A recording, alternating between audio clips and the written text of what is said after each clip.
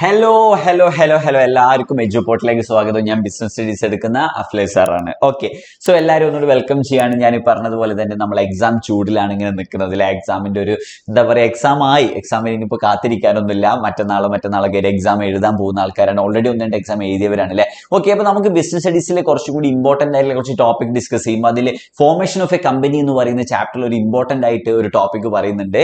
ഒരു ഏകദേശം ഒരു 3-4 ടോപ്പിക്സ് മാത്രം ഡിസ്കസ് ചെയ്യുന്ന ഒരു ചെറിയ ചാപ്റ്റർ ആണെങ്കിൽ കൂടി അതിൽ 8 മാർക്കോളം ചോദ്യങ്ങൾ വരുന്ന ഒരു ചാപ്റ്ററാണ്. അപ്പൊ നമുക്ക് ഒരിക്കലും സ്കിപ്പ് ചെയ്യാൻ പറ്റുന്നതല്ല. പക്ഷേ പഠിച്ചാലേ ഏറ്റവും സുഖമായിട്ട് നമുക്ക് എന്ത് ചെയ്യാൻ പറ്റുന്നുണ്ട്, നമുക്ക് എന്ത് ചെയ്യാൻ പറ്റും, ആൻസർ ചെയ്യാൻ പറ്റുന്ന ഒരു ചാപ്റ്ററാണ്. അപ്പോൾ എന്തായാലും ഒബ്വിയസ് ആണ് ഏത് ഭാഗത്താണ് പഠിക്കേണ്ടത്. പെട്ടെന്ന് തന്നെ നമുക്ക് എന്ത് പോകും, ഫോർമേഷൻ ഓഫ് എ കമ്പനി എന്ന് പറയുന്ന ചാപ്റ്ററിലെ ഇതിലേക്ക് പോകും. എല്ലാവരും ഒന്ന് ഉഷാറായിട്ട് പെട്ടെന്ന് തന്നെ എന്ത് ചെയ്യുക, ഒരു 10 മിനിറ്റ് കൊണ്ട് നമ്മൾ എന്ത് ചെയ്യാൻ പോകുന്നത്, 8 മാർക്ക് സെറ്റ് ചെയ്യാൻ വേണ്ടി പോവാണ് കേട്ടോ. അപ്പൊ ഇതിൽ എപ്പോഴും ചോദിച്ച് കാണുന്ന ഒരു ക്വസ്റ്റ്യൻ ആണ്, എന്താണ് പ്രൊമോട്ടറുടെ ഒരു ഫംഗ്ഷൻ എന്നുള്ള രീതിയിൽ അല്ലേ.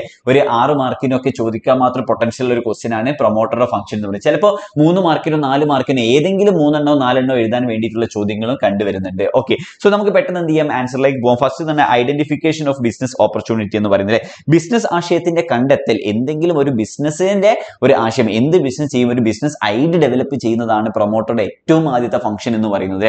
നമുക്കറിയാം പ്രൊമോട്ടർ എന്ന് പറഞ്ഞാൽ ആരാണ്, ആ ബിസിനസിനെ എന്ത് ചെയ്യാൻ ഇതിലേക്ക് കൊണ്ടുവരുന്ന, ബിസിനസ് ചെയ്യുന്ന ആള് അല്ലെങ്കിൽ ബിസിനസിന്റെ ഡെവലപ്പ് ചെയ്യുന്ന ആളെയാണ് നമ്മൾ പ്രൊമോട്ടർ എന്ന് പറയുന്നത്. ആ പ്രൊമോട്ടർ ആദ്യം എന്ത് ചെയ്യണം, എന്ത് ബിസിനസ് ചെയ്യണം എന്ന് ഐഡന്റിഫൈ ചെയ്യണം അല്ലെ. എന്താണ് ബിസിനസ് ആശയത്തിനെ കണ്ടെത്തൽ. രണ്ടാമതാണ് ഫീസിബിലിറ്റി സ്റ്റഡീസ് എന്ന് പറയുന്നത്, സാധ്യതാ പഠനം എന്ന് പറയുന്നത്. ഇതെങ്ങനെയാണ് ഇമ്പോർട്ടന്റ് ആവുന്നതെന്ന് ചോദിച്ചാൽ ചിലപ്പോൾ 2 മാർക്കിനോ 3 മാർക്കിനോ വെറും എന്താണ് ഫീസിബിലിറ്റി തന്നെ ചോദ്യങ്ങൾ കണ്ടുവരാറുണ്ട്. അപ്പൊ ഇത് പഠിക്കുന്നതോട് കൂടിയിട്ട് നമുക്ക് അങ്ങനെയും ഒരു ക്വസ്റ്റ്യൻ എന്ത് ചെയ്യാൻ പറ്റും, ആൻസർ ചെയ്യാൻ പറ്റുന്നതാണ്. അതാണ് എന്തെന്ന് പറയുന്നത് ഫീസിബിലിറ്റി. അതിൽ മൂന്ന് സ്റ്റഡീസിനെ കുറിച്ചാണ് പറയുന്നത്. ടെക്നിക്കൽ ഫീസിബിലിറ്റി, അതേപോലെ തന്നെ ഫിനാൻഷ്യൽ ഫീസിബിലിറ്റി, എക്കണോമിക് ഫീസിബിലിറ്റി എന്ന് പറയുന്നത്. അപ്പൊ എന്താണ് ടെക്നിക്കൽ ഫീസിബിലിറ്റി എന്ന് പറഞ്ഞാൽ, നമ്മളൊരു ചായക്കടയാണ് തുടങ്ങാൻ വിചാരിക്കുന്നതെങ്കിൽ ചായക്കടക്ക് ആവശ്യമായ റോ മെറ്റീരിയൽസും ഒക്കെ കിട്ടുമെന്ന് ഉറപ്പ് വരുത്തുന്നതിനാണ് നമ്മൾ എന്തെന്ന് പറയുന്നത്, ടെക്നിക്കൽ ഫീസിബിലിറ്റി എന്ന് പറയുന്നത്. ചായപ്പൊടി കിട്ടാനുണ്ടോ, പഞ്ചസാര കിട്ടാനുണ്ടോ, ഗ്യാസ് കിട്ടാനുണ്ടോ, അതേപോലെ തന്നെ അത് തുടങ്ങാനുള്ള മെഷീനറി, ചെറിയ കാര്യങ്ങളൊക്കെ, റോ മെറ്റീരിയൽസ് ഒക്കെ ഉണ്ടോ എന്ന് നോക്കുന്ന ടെക്നിക്കൽ ഫീസിബിലിറ്റി. രണ്ടാമതായിട്ട് പറയുന്നത് ഫിനാൻഷ്യൽ ഫീസിബിലിറ്റി എന്ന് പറയുന്നത്, ഒരു ചായക്കട തുടങ്ങാൻ മാത്രം ഫിനാൻസ് നമ്മുടെ കയ്യിലുണ്ടോ, നമുക്ക് ആ ഫണ്ട് റേസ് ചെയ്യാൻ പറ്റുമോ എന്നുള്ള സ്റ്റഡിയാണ്. മൂന്നാമത് ഒരു ചായക്കട നടത്തിയ ലാഭം എത്തുമോ എന്ന് ചോദിക്കുന്ന ചോദ്യത്തിനാണ് എക്കണോമിക്കൽ ഫീസിബിലിറ്റി എന്ന് പറയുന്നത്. അത് എന്താവുന്നു, ലാഭത്തിലാവുമോ എന്ന് ചോദിക്കുന്നത്. അങ്ങനെ ഈ 3 കാര്യങ്ങളാണ് ഫീസിബിലിറ്റി സ്റ്റഡീസ് ചോദിക്കുന്നത്. ഫീസിബിലിറ്റി സ്റ്റഡീസ് ഇൻഡിവിജ്വൽ ആയിട്ട് ചിലപ്പോൾ 2 മാർക്കിനോ 3 മാർക്കിനോ ചോദിച്ചാലും we should be able to answer. Okay, മൂന്നാമതാണ് നെയിം അപ്രൂവൽ, ബിസിനസിന് ഒരു പേര് കണ്ടെത്തുക എന്ന് പറയുന്നതാണ്. നാലാമത് fixing of the signatories to the memorandum association. ആരൊക്കെയാണ് ഈ ബോർഡ് ഓഫ് ഡയറക്ടേഴ്സ്, ആരൊക്കെയാണ് മെമ്മോറാണ്ടത്തിൽ സൈൻ ചെയ്യാൻ പോകുന്നത് എന്ന് സെറ്റ് ചെയ്യുന്ന ആൾക്കാരാണ്. അപ്പോയിന്റ്മെന്റ് ഓഫ് പ്രൊഫഷണൽസ്, നമ്മൾ ബാങ്കേഴ്സിനെ അതേപോലത്തെ ആൾക്കാരെ അപ്പോയിന്റ് ചെയ്യുന്നതും ആരുടെ പറയാണ്, പ്രൊമോട്ടറുടെ ഫംഗ്ഷൻ ആണ് എന്ന് പറയുന്നു കേട്ടോ. അങ്ങനെ 5 ഫംഗ്ഷൻ. ആറാമതാണ് പ്രിപ്പയറിംഗ് നെസസറി ഡോക്യുമെന്റ്സ് അല്ലെ. കുറച്ച് ഡോക്യുമെന്റ്സ് ആവശ്യമായിട്ടുണ്ട്. നമ്മൾ എന്ത് ചെയ്യാൻ പോവാണ്, കമ്പനി ഫോം ചെയ്യാൻ പോവാണ് അല്ലെ. ആ ഫോം ചെയ്യുന്ന കമ്പനിക്ക് എന്തുണ്ട്, ഇത്രയും കുറച്ച് ഡോക്യുമെന്റ്സുമായിട്ട് ആരെടുത്ത് പോകുന്നത്, രജിസ്ട്രാർ എടുത്ത് പോകേണ്ടതുണ്ട്. അവിടെ എത്തുന്നതോട് കൂടിയിട്ട് അവിടെ എന്ത് സംഭവിക്കുന്നു, ഇൻകോർപ്പറേഷൻ സർട്ടിഫിക്കറ്റ് കിട്ടുന്നു. ഇൻകോർപ്പറേഷൻ എന്ന് പറയുന്ന സ്റ്റെപ്പിൽ നമുക്ക് കുറച്ച് ഡോക്യുമെന്റ്സിനെ കുറിച്ച് പറയുന്നുണ്ട്. ഈ സെയിം ഡോക്യുമെന്റ്സ് തന്നെയാണ് എവിടെയും പറയുന്നത്, ഇൻകോർപ്പറേഷന്റെ സ്ഥലത്തും പറയുന്നത്. ഇങ്ങനെ കണക്ട് ചെയ്ത് പഠിച്ചു കഴിഞ്ഞാൽ ഈസി ആയിട്ട് നമുക്ക് എന്ത് ചെയ്യാൻ പറ്റും, ഫോർമേഷൻ ഓഫ് എ ബിസിനസ് ഓർഗനൈസേഷനെ, ഫോർമേഷൻ ഓഫ് എ കമ്പനി എന്ന് പറയുന്ന ചാപ്റ്റർ നമുക്ക് എന്ത് ചെയ്യാൻ പറ്റും, ഈസി ആയിട്ട് 8 മാർക്കും സ്കോർ ചെയ്യാൻ വേണ്ടി പറ്റും കേട്ടോ. മെമ്മോറാണ്ടം അസോസിയേഷൻ വേണം, ആർട്ടിക്കിൾ ഓഫ് അസോസിയേഷൻ വേണം, consent, proposal, agreement, statute, receipt of fee payment എന്ന് പറയുന്നത് ജസ്റ്റ് എന്ത് ചെയ്യുക, പഠിച്ചു വെച്ചാൽ മാത്രം മതി. ഓക്കെ, ഇതിൽ 2 കാര്യങ്ങൾ കുറച്ചും കൂടി ഡീറ്റെയിൽ ആയിട്ട് പോകുന്നുണ്ട്, മെമ്മോറാണ്ടം ഓഫ് അസോസിയേഷനും അതേപോലെ തന്നെ ആർട്ടിക്കിൾ ഓഫ് അസോസിയേഷൻ എന്നും കൂടി മനസ്സിലാക്കുക കേട്ടോ. അപ്പോൾ ഒരു പ്രൊമോട്ടറുടെ ഫംഗ്ഷൻ എന്താണെന്ന് ചോദിച്ചാൽ എന്ത് ചെയ്താൽ മതി, 8 എണ്ണം എടുത്ത് എഴുതിയാൽ മതി. ഡോക്യുമെന്റ് സെറ്റ് ചെയ്യാൻ മതി. ഏതൊക്കെ ഡോക്യുമെന്റ് ആണെന്നൊന്നും എഴുതേണ്ട ആവശ്യമില്ല. ഇത്രയും ഡോക്യുമെന്റ്, പ്രിപ്പറേഷൻ ഓഫ് ഡോക്യുമെന്റ്സ് എന്ന് പറഞ്ഞാൽ ഏതോ 2-3 ഡോക്യുമെന്റിന്റെ എഴുതുക. ഓക്കെ, എഴുതിയാൽ നമുക്ക് എന്ത് കിട്ടും, ഈ ഒരു ക്വസ്റ്റ്യൻ 8 മാർക്ക് കിട്ടാൻ ഇത്രയും മതി. ചിലപ്പോൾ 5 മാർക്കിനോ 4 മാർക്കിനോ ഏതെങ്കിലും 4 ചോദിച്ചാൽ ഏറ്റവും എളുപ്പമുള്ള ഏതെങ്കിലും 4 എഴുതാൻ വേണ്ടി ശ്രമിക്കുക. പിന്നെ ചോദ്യങ്ങൾ കണ്ടുപോകുന്ന ഈ ചാപ്റ്ററിന് കണ്ട ക്വസ്റ്റ്യനുകളാണ്. Memorandum association contains different clause, list out and explain such clauses. ഏതൊക്കെ ക്ലോസസ് ആണ് ഒരു മെമ്മോറാണ്ടം അസോസിയേഷനിൽ ഉള്ളത് എന്നുള്ളത് ഒരുപാട് പ്രാവശ്യം വെരി കോമൺ ക്വസ്റ്റ്യൻ. ഏറ്റവും ഇമ്പോർട്ടന്റ് ആയിട്ടും clauses of memorandum association must ആയിട്ട് പഠിച്ചു വെക്കുക. ഒരുപാട് പ്രാവശ്യം ചോദ്യങ്ങൾ കണ്ടിട്ടുണ്ട് ഈ ക്ലോസസ് എന്ന് പറയുന്നത് കേട്ടോ. 5 ക്ലോസസ് ആണ് പറയുന്നത്. നെയിം ക്ലോസ് എന്ന് പറഞ്ഞാൽ എന്താണ്, കമ്പനിക്ക് ഒരു നെയിം ഉണ്ടായിരിക്കണം എന്നുള്ളതാണ്. മെമ്മോറാണ്ടം അസോസിയേഷൻ ക്രിയേറ്റ് ചെയ്യുമ്പോൾ അതിനുള്ളിൽ എന്ത് വേണം, ഒരു നെയിം ഉണ്ടായിരിക്കണം, കമ്പനിയുടെ നെയിം. ആ നെയിം എന്തായിരിക്കണം, യുണീക്ക് നെയിം ആയിരിക്കണം, അല്ലെങ്കിൽ ഏതെങ്കിലും ഒരു നാഷണൽ ലീഡേഴ്സിന്റെ അങ്ങനത്തെ ഒന്നും പേരാവാൻ വേണ്ടി പാടില്ല എന്നും കൂടി ആലോചിച്ച് വെക്കുക. ഓക്കെ, അതാണ് നെയിം ക്ലോസ് എന്ന് ഉദ്ദേശിക്കുന്നത്. രണ്ടാമതാണ് രജിസ്റ്റേർഡ് ഓഫീസ് ക്ലോസ് എന്ന് പറയുന്നത്. നമ്മുടെ കമ്പനി അല്ലെങ്കിൽ നമ്മുടെ കമ്പനി എവിടെയാണോ സിറ്റുവേറ്റ് ചെയ്യുന്ന ഒരു permanent address of the company എന്തായിരിക്കണം, അതിലുണ്ടായിരിക്കണം എന്നുള്ളതാണ് ഒബ്ജക്റ്റീവ്. എന്തിനാണ് നമ്മൾ ബിസിനസ് ചെയ്യാൻ പോകുന്നത് എന്നുള്ളതാണ് ഒബ്ജക്റ്റീവ് ക്ലോസ് എന്ന് പറയുന്നത്. ലയബിലിറ്റി ക്ലോസ്, എത്രത്തോളം ലയബിലിറ്റി ഓരോ മെമ്പേഴ്സിന് ഉണ്ടാവും എന്ന് പറയുന്ന ക്ലോസ് ആണ് ലയബിലിറ്റി ക്ലോസ് എന്ന് പറയുന്നത്. അവസാനം ക്യാപിറ്റൽ ക്ലോസ്, ഓരോരുത്തരും കോൺട്രിബ്യൂട്ട് ചെയ്തിട്ടുള്ള എമൗണ്ട് ഓഫ് മണി അത് ബിസിനസ് തുടങ്ങാൻ വേണ്ടി, അതിന് നമ്മൾ ക്യാപിറ്റൽ ക്ലോസ് എന്ന് പറയുന്നു.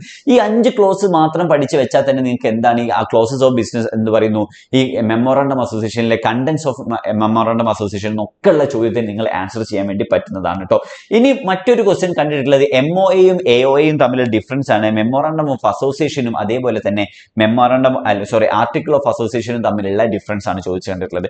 ഇതും ഒരു 5 മാർക്കിന് 5 ഡിഫറൻസ് എഴുതാൻ പലപ്പോഴായിട്ട് ചോദിച്ച് കാണുന്നുണ്ട്. ഇതിൽ ഏതെങ്കിലും ഒരു 5 എന്ത് ചെയ്യുക, 5 ഉള്ളൂ, ആ 5 എന്ത് ചെയ്യുക, പഠിച്ചു വെക്കുക. ചിലപ്പോൾ 3 ചോദിച്ചു കണ്ടിട്ടുണ്ട്, 5 തന്നെ ചോദിച്ചു കണ്ടിട്ടുണ്ടോ. അപ്പൊ ഇത്രയും ഭാഗത്താണ് ക്വസ്റ്റ്യൻസ് വരാൻ ചാൻസ് ഉള്ളത്. ഇത് തന്നെ പഠിച്ചാൽ നമുക്ക് എന്താണ് ഈസി ആയിട്ട് ഫോർമേഷൻ ഓഫ് എ കമ്പനി എന്ന് പറയുന്ന ചാപ്റ്ററിന് എത്ര മാർക്ക് സ്കോർ ചെയ്യാൻ പറ്റും, 8 മാർക്ക് സ്കോർ ചെയ്യാൻ വേണ്ടി പറ്റുന്നതാണ് കേട്ടോ. അപ്പൊ MOAയിൽ എന്തൊക്കെയാണ് പറയുന്നത്, ഒബ്ജക്റ്റീവ്സിൽ എന്തൊക്കെ പറയുന്നുണ്ട്. MOA എപ്പോഴും ആലോചിക്കുക, MOA ഇല്ലാണ്ട് നമുക്ക് എന്ത് ചെയ്യാൻ പറ്റില്ല, ബിസിനസ് ഫോം ചെയ്യാൻ വേണ്ടി പറ്റില്ല.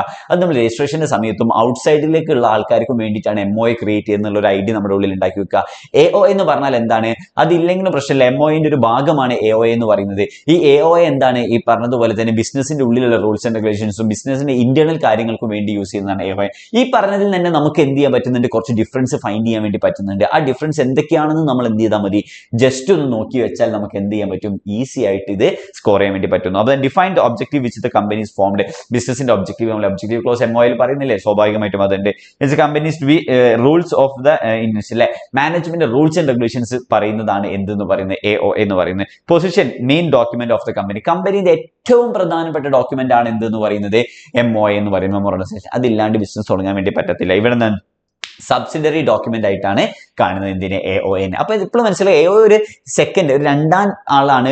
ഏറ്റവും മെയിൻ ആയിട്ടുള്ളത് ആരാണ്, MOA ആണെന്ന് മനസ്സിലാക്കുക.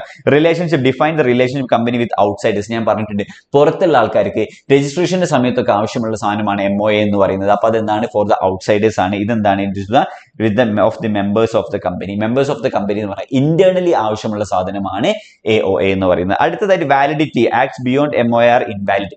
ഇൻവാലിഡിന്റെ MOAയിൽ പറഞ്ഞ കാര്യത്തിന്റെ പുറത്തേക്ക് നമ്മൾ എന്തെങ്കിലും ഒരു കാര്യം ചെയ്തു കഴിഞ്ഞാൽ അത് എന്താണ്, ഇൻവാലിഡ് ആണ്, നമുക്ക് ചെയ്യാൻ പറ്റൂല. ബിസിനസിന്റെ ഏറ്റവും പ്രധാനപ്പെട്ട കാര്യങ്ങൾ ഡിഫൈൻ ചെയ്യുന്നതാണ് MOA. അപ്പൊ അവിടെ എന്താണ്, അത് MOA ആണ്. ഈ AOAന്റെ പുറത്തേക്ക് എന്തെങ്കിലും ചെയ്താലും വലിയ പ്രശ്നമൊന്നുമില്ല, അതെന്താണ്, ഒരു വയലേഷൻ ഓഫ് എ റൂൾ ആയിട്ട് മാത്രമേ വരുള്ളൂ. വല്ല ഫൈൻ എങ്ങനെ അടിച്ച് നമുക്ക് എന്ത് ചെയ്യാൻ പറ്റും, കടക്കാൻ പറ്റും. പക്ഷേ MOAന്റെ അപ്പുറത്തേക്ക് നമുക്ക് എന്ത് ചെയ്യാൻ പറ്റില്ല, ഒന്നും ചെയ്യാൻ പറ്റില്ല. Necessity, okay, has to file MOA ഇല്ലാണ്ട് നമുക്ക് എന്ത് ചെയ്യാൻ പറ്റില്ല. എല്ലാ കമ്പനിക്കും MOA വേണം. AOA അങ്ങനെ അത്ര നിർബന്ധമൊന്നുമില്ല, ചില കമ്പനീസിന് നമുക്ക് വേണ്ട നോക്കും. അപ്പൊ ഇത്രയും കാര്യങ്ങൾ പഠിച്ചു കഴിഞ്ഞാൽ ഇനി ഇതിൽ ക്യാപിറ്റൽ സ്ട്രക്ചർ എന്ന് പറയുന്ന ചെറിയ ടോപ്പിക്കാണ് മാത്രമേ ഉള്ളൂ. ബാക്കിയുള്ള എല്ലാ ടോപ്പിക്സും നമ്മൾ ഡിസ്കസ് ചെയ്യും. ഇത്രയേ ഉള്ളൂ നമ്മുടെ ഫോർമേഷൻ ഓഫ് എ കമ്പനി എന്ന് പറയുന്ന ചാപ്റ്റർ.